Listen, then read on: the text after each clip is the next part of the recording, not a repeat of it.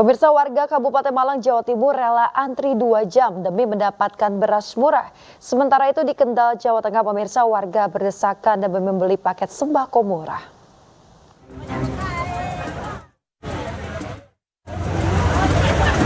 Antrian warga terjadi di pasar murah yang digelar Satgas Pangan Kabupaten Malang, Jawa Timur.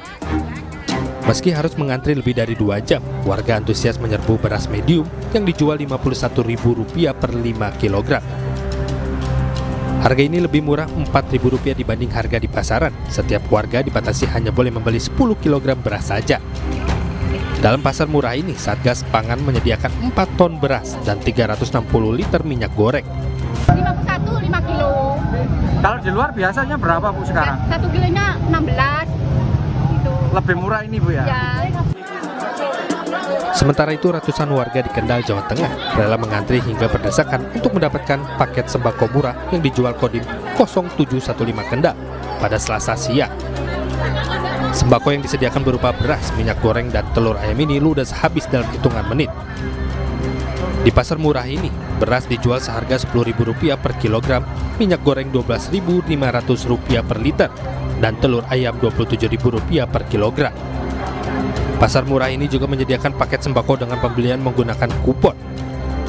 Paket 1 dijual seharga Rp90.000 berisi beras 5 kg, minyak goreng 2 liter, dan gula 2 kg.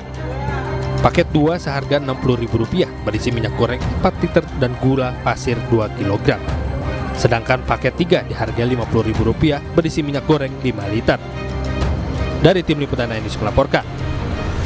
Pemirsa, Dinas Tenaga Kerja, Transmigrasi dan Energi Pemprov DKI Jakarta menggelar inspeksi mendadak ke sejumlah agen di kawasan Kemayoran, Jakarta. Petugas juga memastikan ketersediaan gas 3 kg aman selama bulan suci Ramadan.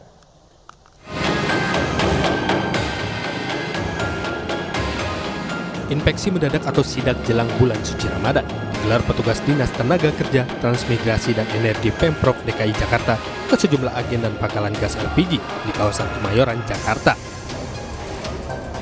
Satu persatu agen dan pangkalan gas LPG yang ada di Jalan Sumur Batu didatangi petugas. Selain mengecek ketersediaan gas, petugas juga memeriksa harga jual gas LPG ukuran 3 kg.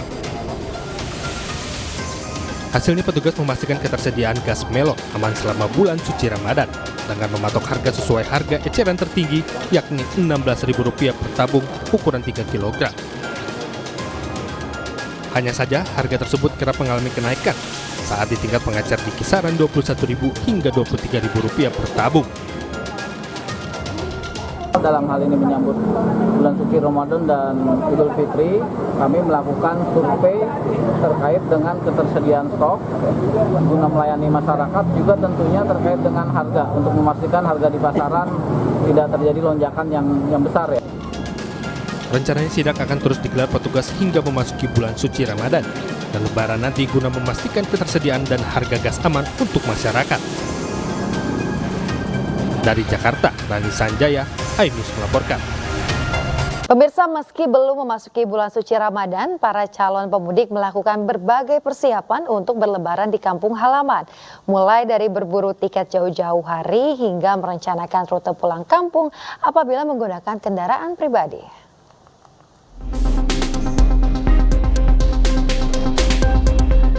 Salah satu tiket perjalanan yang menjadi pilihan untuk pulang ke kampung halaman saat lebaran yakni tiket kereta api. Berdasarkan data PT Kereta Api Indonesia hingga Selasa 5 Maret 2024 pukul 11.30 waktu Indonesia Barat, tiket kereta api yang terjual sebanyak 962.118 tiket atau okupasi 42% dari total tiket, 2.289.865 tiket. Tiket kereta api yang terjual mulai dari 10 hari menjelang Lebaran hingga 8 hari usai Lebaran. Dan saat ini dapat kami informasikan untuk pembelian tiket secara on the spot atau pemberian langsung di stasiun, saat ini hanya berlaku untuk pemberangkatan go show atau pemberangkatan di hari yang sama dengan maksimal pembelian itu 3 jam sebelum keberangkatan. Sedangkan untuk pembelian tiket secara online ataupun melalui aplikasi KAI Akses, saat ini bisa untuk keberangkatan 45 hari ke depan. Dengan begitu untuk pemirsa yang akan melakukan pemberangkatan atau perjalanan mudik Lebaran nanti, untuk pembelian tiketnya saat ini hanya bisa dilakukan secara online.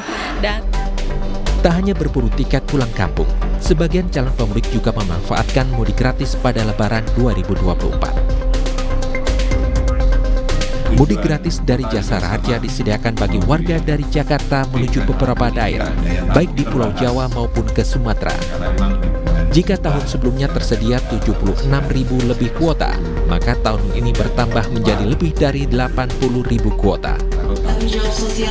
Para pemudik akan diberangkatkan menggunakan 1.225 bus, 60 kereta api, dan 5 kapal laut.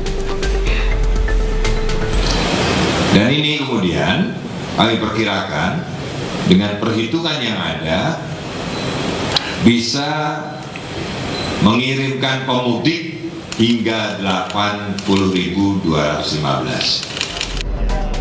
Tinjauan arus mudik Jakarta Merak, Tol Jakarta Merak hingga Pelabuhan Merak dan Ciwandan dilakukan pihak Korlantas Polri, Jasa Marga, serta PUPR. Peninjauan dilakukan untuk memastikan agar arus mudik Lebaran 2024 berjalan dengan lancar. Dan survei jalur jalan maupun jalur penyeberangan dari mulai Jakarta sampai ke Merak dan Pelabuhan Merak, kemudian kita lanjutkan dengan berbagai kegiatan rapat untuk mencari kesepakatan bersama, sehingga mudah-mudahan ini semua dapat berjalan dengan baik. Jika Pelabuhan Ciwandan khusus untuk para pemudik berkendara roda 2, maka Pelabuhan Merak difokuskan untuk pemudik dengan kendaraan roda 4. Dari Jakarta dan Banten, Tim Liputan iNews melaporkan. BP2MI bekerjasama dengan imigrasi menggaungkan kebijakan pembuatan paspor dengan tarif Rp0 untuk pekerja migran Indonesia. Saat melepas 341 calon pekerja migran Indonesia ke Korea Selatan dan Jerman di Jakarta, Kepala BP2MI Benny Ramdhani menegaskan pembebasan biaya pemberangkatan pekerja migran Indonesia ke luar negeri. Hal ini sesuai dengan amanat Undang-Undang Nomor 18 Tahun 2017 tentang Perlindungan Pekerja Migran Indonesia. Menurut Benny, setiap tahun negara mengeluarkan anggaran Rp8,2 triliun untuk keberangkatan tenaga kerja Indonesia ke luar negeri. Jumlah ini sangat jauh jika dibandingkan dengan penghasilan atau devisa yang diberikan PMI kepada negara, yakni sebesar Rp159 triliun. Ada sistem yang keliru di masa lalu, misalnya penempatan oleh perusahaan itu kan 80 negara. Kenapa yang ditempatkan oleh negara, BP2MI hanya 3 negara? Artinya, ya, kebijakan masa lalu mindsetnya hanya ingin menyenangkan, membuat happy pengusaha. Negara menjadi tidak confident bahwa yang ditempatkan negara itu harusnya lebih baik. Seperti inilah. Ya, bayangkan 5 hari 5 malam OPP-nya kita gratiskan. Dulu kan dikutip nih yang teman-teman G7 1 juta oleh BP2MI. Sekarang kita bebasin. Membuktikan bahwa negara hadir memberikan perlindungan pada mereka yang kita berikan label stempel sebagai pahlawan. Kita harus berubah. Kita ke informasi lain, pemirsa. Menyambut bulan suci Ramadan, sebuah hotel di Jakarta Pemuda meluncurkan konsep menarik bagi masyarakat. Dengan Rp165.000 saja, para tamu bisa menikmati sajian all you can eat dengan beragam menu internasional.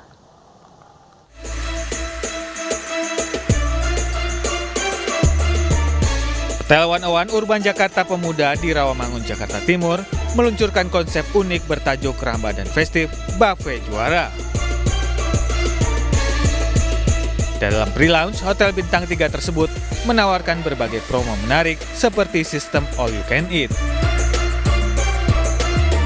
Nantinya para tamu bisa menikmati beragam hidangan khas mancanegara seperti nasi mandi, shawarma, kopi Turki, dan makanan Nusantara lainnya. Hanya dengan Rp165.000 saja, para tamu bisa menjajal beragam kuliner menggoda yang tersaji pada 14 Maret hingga 5 April 2024. Selain itu, tamu juga berkesempatan mendapat door prize liburan ke Thailand selama 7 hari. Kita pengen membuat Ramadan tahun ini berbeda dan pengen menyajikan sajian yang dengan berbagai macam menu yang istimewa. Intinya, One Urban Jakarta Pemuda ingin membuat buffet terbaik di area Rawamangun, khususnya di Jakarta Timur. Unggulan kita ini bulan ini dari tenderloin stick kita ada, terus ada live juga, ada bakso, ada soto-sotoan ada, kurma ada, takjil ada, semuanya ada Pak. Kita kalau di hari biasa adanya di lontong sayur, kalau ntar kita tonjolkan ada kambing gulingnya juga. Kita tonjolkan di situ. Hotel Urban 101 berharap bisa menjadi tempat berbuka puasa istimewa pilihan masyarakat saat bulan suci Ramadan nanti. Dari Jakarta, Syahreza Zanski, Guntur Zulkarnadi, iNews melaporkan. Pemirsa, dalam konferensi pers di Jakarta, sebuah perusahaan marketing service network terintegrasi di Indonesia dan global menunjuk seorang CEO baru sebagai pimpinannya.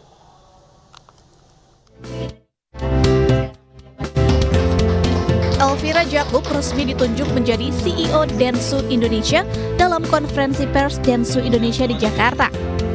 Perempuan yang berpengalaman selama 23 tahun di dunia pemasaran Indonesia ini melanjutkan tongkat estafet dari Prakas Kamdar yang saat ini menjabat sebagai CEO Clients and Solution Dentsu Asia Tenggara dan juga CEO Dentsu Singapura. Dentsu Indonesia telah berperan untuk merintis pendekatan dalam sektor dunia kreatif, media, dan CXM. Dengan adanya pergantian formasi ini, Dentsu Indonesia berfokus mendukung evolusi dan transformasi ekonomi digital, serta mengangkat komunitas sekitar untuk memiliki kekuatan good and grow. Tantangannya sebetulnya yang paling terberat adalah kalau misalnya dengan generasi baru yang ada Gen Z gitu, kita nggak tahu nanti ada generasi apa lagi yang baru lagi gitu kan. Marketing dan marketers itu harus tetap keep up gitu, dan I think itu salah satu tantangan terbesar sih. Jadi nggak cuman tentang pindah dari tradisional ke digital gitu, tapi mengerti konsumennya seperti apa dan kita bisa beradaptasi dengan konsumen yang selalu berubah. Ini adalah tantangan terbesar menurut saya. Kedepannya, Elvira Jakub berharap Dentsu Indonesia bisa memberikan kontribusi pada digital ekonomi Indonesia, terutama dengan memberikan one-stop solution marketing. Dari Jakarta, Nata Arman, Surya Lisantoro, iNews melaporkan.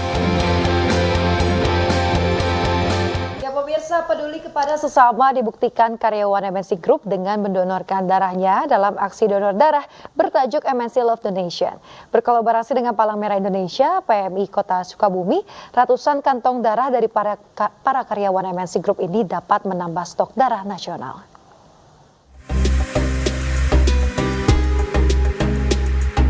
Ratusan karyawan MNC Group di kawasan Kebon Sirih, Jakarta Pusat, antusias mendonorkan darahnya dalam MNC Love Donation yang digelar MNC Peduli bekerjasama dengan PMI Kota Sukabumi. Ini menjadi bukti kepedulian para karyawan untuk mendonorkan darah dan membantu sesama yang membutuhkan. Donor ini baik untuk kesehatan dan juga ada nilai sosial buat saudara-saudara kita yang membutuhkan donasi darah dari kita. Targetnya itu 450 labu. Setelah pendapat 450 labu itu, kita gunakan di PMI Kota Sukabumi, terutama untuk pasien-pasien yang membutuhkan, terutama pasien talasemi yang memang rutin menggunakan darah tersebut. MNC Love Donation merupakan kegiatan rutin yang digelar MNC Group untuk membantu mendonorkan darah kepada masyarakat yang membutuhkan. Setiap tahun MNC itu melakukan di 3 tempat, di MNC Kebon Sirih, kemudian di MNC Studio yang ada di Kebon Jeruk, kemudian di Kedoya. Ya, setiap tahun kita lakukan 4 kali di setiap tempat. Berarti setahun itu ada 12 kali kita lakukan. Per setiap kali donor darah, kita harapkan bisa mencapai 2.500 sampai 3.000 kantong. Melalui kegiatan ini, MNC Peduli berharap akan lebih banyak pihak yang tergerak, karena setetes darah kita dapat menyelamatkan sesama. Dari Jakarta, Anissa Septriani, Jaka Samsa, iNews melaporkan.